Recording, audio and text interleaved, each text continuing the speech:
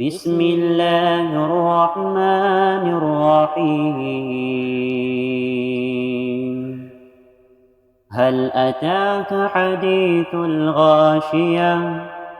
وجوه يومئذ خاشعة عاملة ناصبة تصلى نارا حامية تسقى من عين آنية ليس لهم طعام إلا من ضريع لا يسمن ولا يغني من جوع وجوه يومئذ ناعمة لسعيها راضية في جنة عالية لا تسمع فيها لاغية فيها عين جارية فيها سرر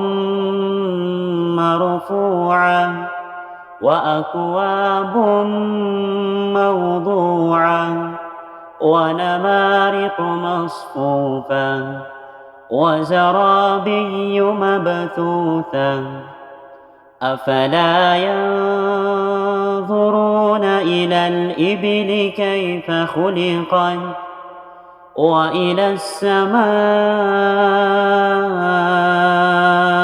كيف رفعت وإلى الجبال كيف نصبت وإلى الأرض كيف سطحت فذكر إنما أنت مذكر لست عليهم بمسيطر إلا من تولى وكفر فيعذبه الله العذاب الأكبر إن إلينا إيابهم ثم إن علينا حسابهم.